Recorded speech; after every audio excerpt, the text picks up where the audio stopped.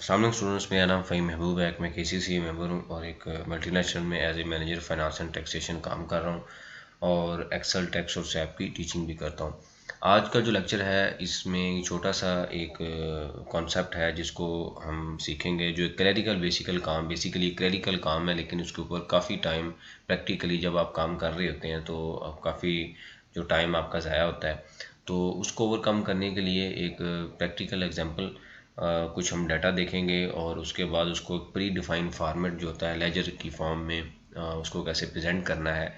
और उसके बाद उसको हमने टाइम सेविंग, बेसिकली हमने टाइम कैसे सेव करना है जब आप काम कर रहे होते हैं जॉब पे, तो आपने इस क्लरिकल काम से अपना टाइम बचा के प्रोडक्टिव काम या मोर एफिशिएंट जो वर्क है उसके ऊपर आपने कैसे फोकस करना है। तो सम टाइम कुछ स्टूडेंट के भी क्वेश्चन आए कि हमें एक मैनुअल लेजर बनाना पड़ता है जिसके ऊपर हमें काफ़ी टाइम हमारा लगता है और उसके बाद हमें उसको एक प्री डिफाइंड फॉर्मेट पे सेट करना पड़ता है और उसके बाद उसके ऊपर हमें उसकी जो फॉर्मेटिंग है उसके ऊपर भी फोकस करना पड़ता है, जिसकी वजह से काफ़ी टाइम यूज़ होता है।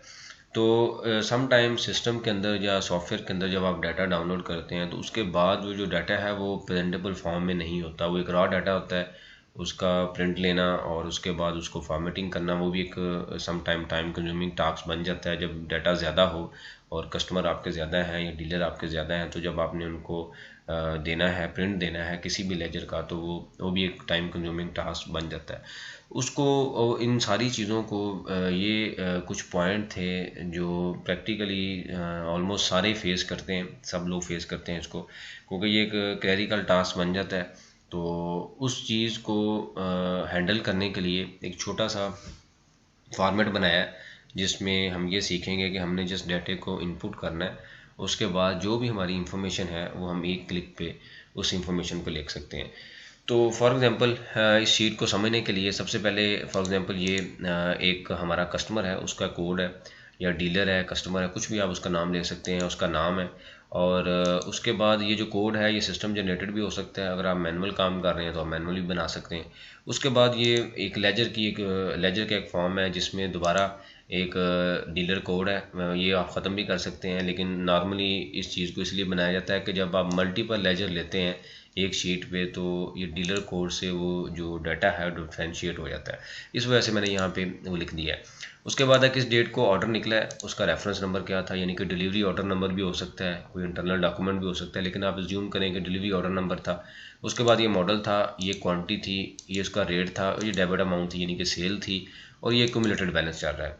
तो ये सारे ये डिस्क्रिप्शन लिख दिया कि सेल ऑर्डर है, यहाँ पे आप कोई भी अपनी डिस्क्रिप्शन लिख सकते हैं। तो मैंने जनरल सी इंफॉर्मेशन डिस्क्रिप्शन लिख दिया कि ये सेल ऑर्डर है। तो अब उसके बाद फॉर एग्जांपल किसी भी पॉइंट ऑफ टाइम पे आप ये चेक करना चाहते हैं कि जी कस्टमर वन का क्या डाटा है, तो आप जस्ट यहाँ पे क्लिक करेंगे तो उसी तरह आपको ये इन्फॉर्मेशन दिखा देगा कि 1 सेकंड, यहाँ पे फार्मूला में दोबारा पेस्ट कर लूँ।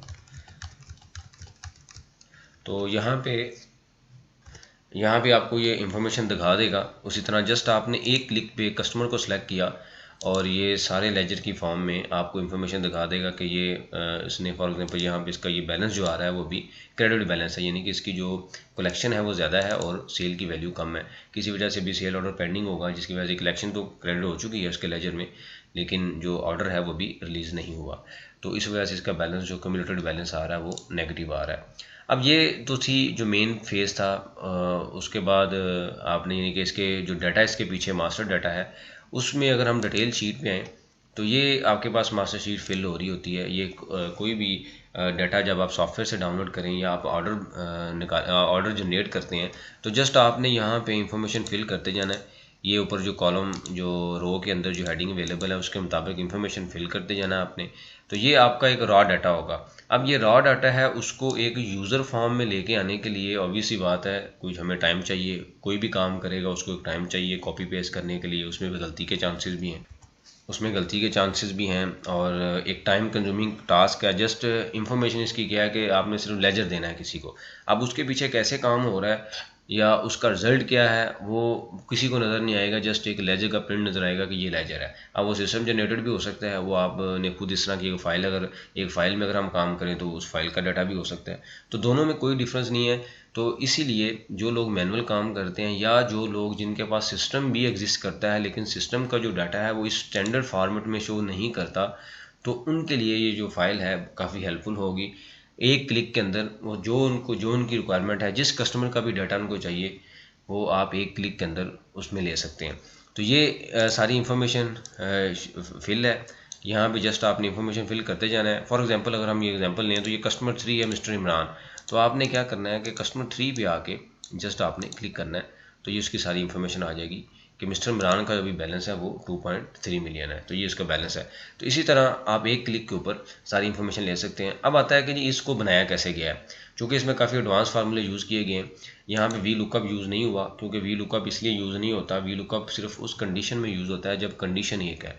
मिसाल के तौर पे अगर मैं ये कहता हूँ कि जी वी लुकअप के लिए हमने ये कस्टमर 3 का डाटा उठाना है, तो वो क्या करेगा, सारा डाटा नहीं उठाएगा। अब कस्टमर 3 आ रहा है, कस्टमर 3 में 4 ट्रांजेक्शन है, तो वो क्या वी लुकअप क्या करेगा, सिर्फ पहली ट्रांजेक्शन उठाएगा, बाकी जो ट्रांजेक्शन है वो नहीं दिखाएगा। फॉर एग्जांपल यहाँ पे 4 ट्रांजेक्शन आ रही हैं, तो यहाँ पे आप देखें तो यहाँ पे भी 4 ट्रांजेक्शन है, यानी कि उस सीक्वेंस में नहीं दिखाएगा।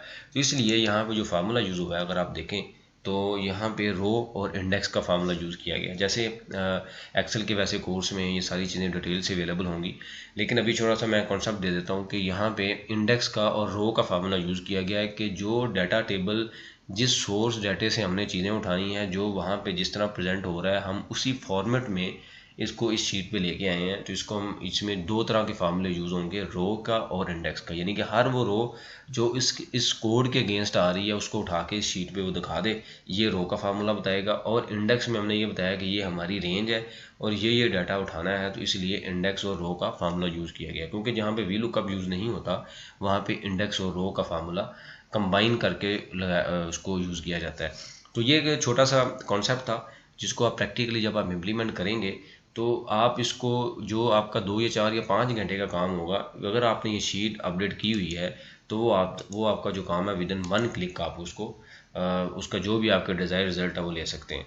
तो इसके अलावा फॉर एग्जांपल आप ये चाहते हैं कि ये शीट आपकी बन गई है और जो आपसे डाटा ये रिक्वायर्ड कर रहे हैं, आप उनको ये शीट दे दें और उनको थोड़ी सी ट्रेनिंग दें इस चीज़ के ऊपर कि आपने जस्ट यहाँ पे क्लिक करना है और आपके सामने लेजर आता जाएगा। उसके बाद इसको आप PDF में सेव करें, और फॉर एग्जांपल ये फाइल है, इसको हम ये कहते हैं कि इसको हमने PDF में सेव किया है।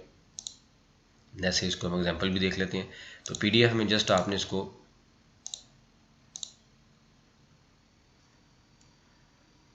तो ये जो PDF की फ़ाइल आपके सामने है, इसी तरह आपने एक प्रिंट देना है और ये लेजर जो होगा कस्टमर का या डीलर का जो लेजर है वो आपके सामने होगा। तो इसके ऊपर बड़ी इजीली जो भी आप डिसीजन आप लेना चाहते हैं वो आप इजीली, या किसी को आप किसी यूज़र को आपने इन्फॉर्मेशन देनी है तो आप इजीली उस इन्फॉर्मेशन को दे सकते हैं। तो ये एक सिंपल सी एक टेक्निक थी जिसको मतलब कि काफ़ी प्रैक्टिकल एक्सपीरियंस के बाद बेसिकली कुछ चीज़ें आती हैं, इस तरह के आइडिया आते हैं, तो वो मैंने जो आइडिया है वो यहाँ पे ड्रा किया है। इसको अगर आप यूज़ करेंगे तो आपका काफ़ी टाइम सेव हो सकता है। Thank you very much.